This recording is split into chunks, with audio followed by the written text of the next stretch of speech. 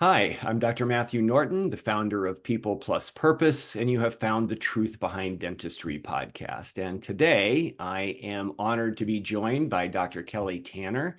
Dr. Tanner is at the forefront of reshaping dental care, helping teams and individuals achieve professional fulfillment. She is a best-selling author and has a Ph.D. in business and leadership with a focus on organizational metacognition. I love that. An in-depth study of group dynamics and how to elicit permanent, personal, and organizational change management. Additionally, Dr. Tanner has served in areas of dental hygiene, including academia, corporate, clinical, entrepreneur, and research. Welcome to the program, Kelly. Thank you. Thank you for having me on. Absolutely. It is my pleasure. So I know that you have this clinical background in dentistry, and I'm always curious as to what leads to that transition to move from that into more of a coaching focus. So I'd love to hear kind of how that connected for you. Sure. It's always been in the background because I believe to my core that many of us get into dentistry because we are we're servant leaders, and we're there to connect with that other human to improve lives. When I'm in rooms of thousands of people speaking, and that's what they would say if they could all speak to me at once when I ask the question, why dentistry for you? And so it's been a concert and a symphony really in the background of not only speaking dentistry, because it's way more than that. It's that connection that you feel with that patient that also resonates with you, that goes into your deeper understanding of why you're here. And so it has evolved over my period of time of 27 plus years in dentistry to understand that really all along it was about people. And so for me, I get to do both, right? I get to still do dentistry and I get to help people and humans. And just recently, I have so many of my friends and clients have said, why don't you tell more people that you do this? And because it's been going on in the background, much like many of you all showcase some of your hobbies and interests in the background, it's been something that is just that warms my heart in the background. So I said, you know what? I'm just going to make this more public and make it understood that this is also what I do. And I'm really good at helping people get in touch with themselves and what their soul's purposes and their life purpose. That's great. I love that. And I think that there are many people who are watching us who have something more inside of them, something a little different. Not that there's anything at all wrong with being amazing as a hygienist, amazing as a dentist, or any other role in the dental profession. But I find sometimes is that any one approach or element of a career doesn't necessarily hold us fully, that throughout our entire working Mhm. life, that there's something more to maybe evolve into. There's a next step. So I always love inviting people in to consider that. And so that made Yes. me think of that as you were saying it. So this is the Truth Behind Dentistry podcast. And so I like to ask sometimes, what is maybe a key truth that you've uncovered, discovered, experienced in the Mm. dental profession that maybe some of our viewers wouldn't be, maybe they're not aware of, or maybe that they're aware of, but are not sure maybe what to make of it. Oh, that's a good question. And I have a lot of truths because that's one of my core beliefs is that I don't think that I think that we believe other things about ourselves that aren't true many times. And so when you get to the core of the truth, you begin to change and understand who you really are. So I would say that my truth is that we believe sometimes other people's truths too much, and that makes us sort of false to ourselves. And so when we learn truly what is, then it starts to clear up our beliefs and we're able to truly become who we are. And I'll give an example. Many folks, it's not just unique to dentistry, but it's overall in life. But I know that we've seen a lot of burnout, a lot of turnover in dentistry. And I think through COVID, a lot of people found some of their truth and who they were inside. It was bottled up. It kind of has a feeling to it of, I want more, or a little bit of a struggle. But I believe that when you realize that truth, you actually understand your worth. And so coming into that to understand what your giftings are and to lean into those. And that is where the magic happens. And so believe in yourself, question what you believe is true, and then know what your worth is and what you're supposed to be doing in this life. That's good. Is there a symptom or two that comes to mind for you that somebody might better recognize when they're getting caught there? Well, I think a lot of times we call it burnout. I think sometimes people feel lost or stuck, or that they recognize, probably, even though they're not saying it out loud, that they're self-sabotaging, Um, or they always want to go here. And then they, for some reason, and their recollection and what they know to be true, they don't ever quite get there. It's like, why? And so that's a limiting belief of why they can't, because everything that we've ever wanted is possible for us. And if it's too good to be true, it's what you deserve, honestly. And so I believe that if it's something inside of you that just feels heavy on your chest, or feels like a hesitation, or feels like you're dulling and maybe what your interest is, and you're ignoring some things that sort of keep you up at night or just give you a little nudge, I think lean into that. Those are the symptoms, I would say, overall. Yeah, thank you for that. I just get this sense that there's somebody watching that it was relating to what you were saying, but maybe not knowing exactly what does that feel like inside when I'm not honoring this. I know. And so many times I think too, Matthew, it comes out as know your worth, but people don't really even know what that means. And it's not that, dang it, I'm not going to work for less than this amount of money. It's never really about the money. It's what you're attracting in your life and around you and to you based on worth and about your energy Yeah. around that. And since you mentioned that, I do think post-COVID, there's a lot of people that did one of the benefits is it has Mhm. stirred something in people and it Yes. caused us to step back and maybe rethink a bit. But I think some of the reapproach to the work world post-COVID has been, I am worth more financially. But I think with what you're saying is we're maybe worth more in other ways, and there's something else we need to honor other than a bit of a raise. Yes. The raise will come. The raise will be just sort of a bonus. Because when you raise your worth, you raise your frequency, you raise who you surround yourself, you raise what you're watching, what you're doing, your actions, you're raising your overall self into where you are, and it attracts what is meant for you. And then, of course, if you want more money, the money comes. Money's not limited. It's not good or bad, right? It's just going to come. Everything's going to come. Right. Yeah, that's good. Just not necessarily fulfilling unto itself so much of the time. Yeah, That right. financial element. So you have a PhD in Mhm. business and leadership, and the focus is on organizational metacognition. So I would love to hear a little bit more about what that specifically means.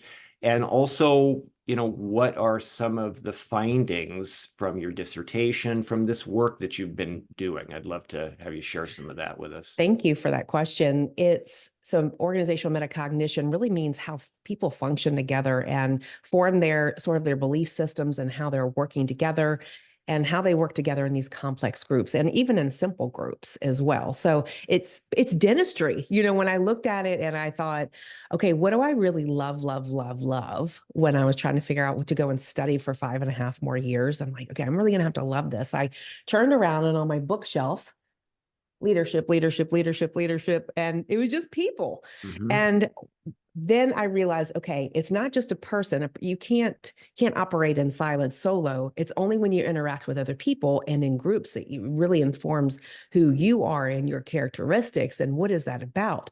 And so I said, aha, this is dentistry. We could totally, or anything, and Mhm. we can totally all relate to this and understand what it means when another person, because we've all been in the situation, when another person doesn't feel good to you, where is that coming from? Is that about them? Is it about you? Again, it doesn't happen in a vacuum. And so the behavioral modifications, and not just, hey, do this better or try to make this procedure shorter, not like that. But when I go in and I'm consulting chairside and practices, I do that as a service as well. It's not about using the iTero scanner or the whatever it is, fill in the blank. It's what's keeping them from doing it, because it's not just about doing it. It's about some type of connection that they don't want to do it. They're ashamed of doing something because they may be slower. They may feel shameful in front of someone else learning something. They may not understand why they're doing it. And I think that relates to and transcends to other environments as well. We don't really know sometimes why we are doing what Yeah. we're doing. We just go along and assimilate. Mhm. But when people stop and say, I'm not doing that, or they don't have enough of that, or they're not doing this procedure consistently, why? Do they not believe in it? And it's just such an interesting phenomenon that I've learned. So that's behavioral metacognition in kind of like a simple context and example.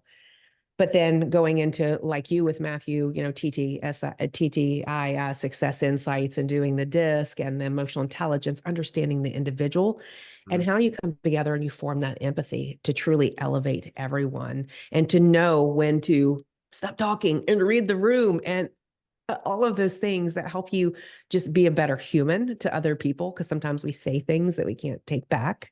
Mhm. And then your next question, in terms of what I found with my dissertation.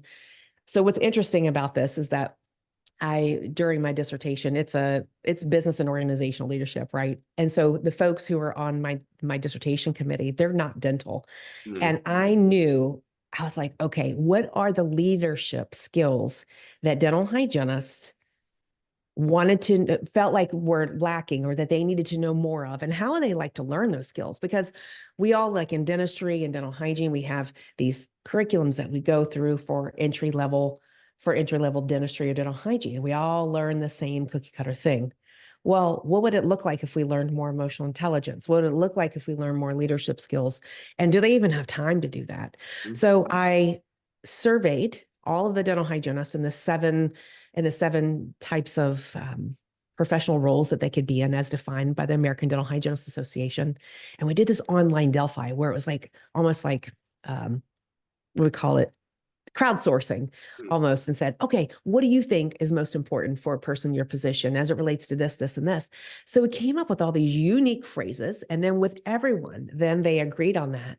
And then we came up with I think it was like 30 things, nailed it down to like the top 5, and then said, okay, how would you most enjoy to learn them? And there's a calling for it, because the communication pieces, how to handle conflict, the things that come up every day, and how to navigate change, how to write and communicate, not just verbally, but through writing, to convince, to write, to evoke a response from another person, another human. And so these are all the things that they said, and then they wanted to learn them. Many of them thought it should be in the program, in the dental hygiene program. And some thought that they could trickle it in through other micro learnings, Mhm. and a way to do that. And, they just had a lot of ideas. So there was no other body of work that studied that. So I found that interesting. That's great. So none of those things were there clinical options in those or as part of that 30, or that you then distilled down to 5, or were these all non-clinical? Because the things you mentioned were non-clinical things, which is interesting because Yes. the thought is, oh, what, these soft skills and that likes to get reference to, it's like, yeah, people want more of the things that help people do life better together with other people. So were there clinical options in there too, There or? were. So the 7 roles of a dental hygienist are clinical, public health, education, research, oh my gosh, I'm trying to think of all them all now. Corporate, entrepreneur, and then there's another one. So all of those roles partook in all this. They were selected, and all the things for the study. And Right. then all of those folks gave all of their responses, and then all of those likenesses were identified, and then I put them all together to say, okay, this is cool, kind of like a word cloud but in sentences. Mhm. And how much do you agree, how much do you disagree? And we came out with the top 30. It was really cool. So some of them related to patient care, because obviously, if you're even with patients, if you have conflict with the patient and they want to be heard, and it's no different than here, you just sort of translate it to a different way. Yeah. It's interesting that there's so little educational basis or training on the people dynamics. I mean, for Mhm. doctors as well as everybody else that's on the team, right? It just feels so ill-equipped. Like I find so many business owners that never learned really what it means to be a leader, have never been trained to be a leader of people. And there wasn't what was their time, because I had to learn all these other things and memorize all this other stuff. Well, I don't know. Somehow I think we have to figure that out, because people are at a deficit. Some people are fortunate enough or determined enough to find it somewhere else Mhm. afterwards. uh, but others maybe not so much, so to their detriment. Yeah, I would hope, I would be hopeful to think that if that was provided earlier on, that there would be a learning curve that's decreased. And one of the things that I'm currently leading with Creighton University in Nebraska is we are doing a study of implementing emotional intelligence into the D1 curriculum and then throughout their studies to see, we have a baseline benchmark study of their emotional intelligence, and we have certain interventions. And are we helping them get to here, and all of those things that go along with emotional intelligence, all of those different pillars are being measured to say, okay, how can we support each other, and how does this affect our care, our interactions with our patients, benefit to our community, you as a human, you as a parent, you as a wife or husband. Yeah. So it's cool.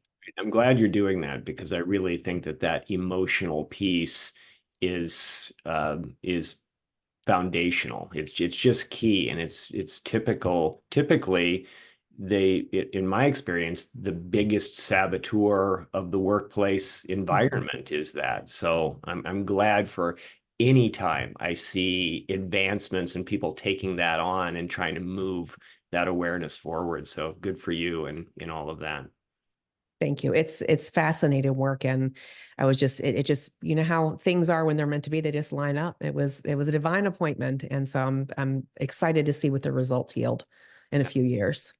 That's great. So as we wrap up, and I feel like we could go on for hours, but maybe we shouldn't. But what is there one thing that comes to mind when you think about where dentistry is going, kind of from your world of experience and the people, the work, and the people you're interfacing with, something that you would, as you look ahead and you think, this is something that I see happening in dentistry? Oh, wow. Customized medicine, truly customizing people's care, because, and I think this isn't a new idea. Just like if I were to say cone beam technology or 3D scanning or whatever, salivary diagnostics, but more than that, customized to even more to the patient, because the patients it's not one size fits all with any profession. Hmm? And I think when we think that we know exactly what it is, and we're not making referrals and integrating our care with other providers, with other testing, that it truly is limiting for our patients. And so when we're just kind of throwing everything at the kitchen sink at a condition, and we don't really know what the condition is, so like for periodontal disease, if we don't know the predisposition to that individual, or the pathogens that are in the pocket, or different things, also with caries as it relates to caries. And we're just saying, here, take this, or here, rinse with this, or this. We're not really hitting the mark. We're just kind of throwing things and knowing them without knowing their cellular biology.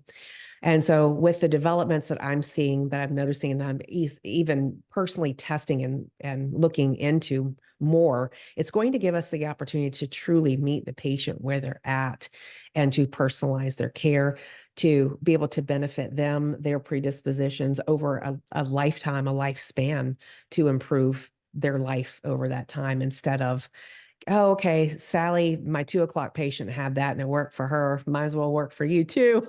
It doesn't work. It Yeah, just doesn't yeah, work like yeah. that. Yeah.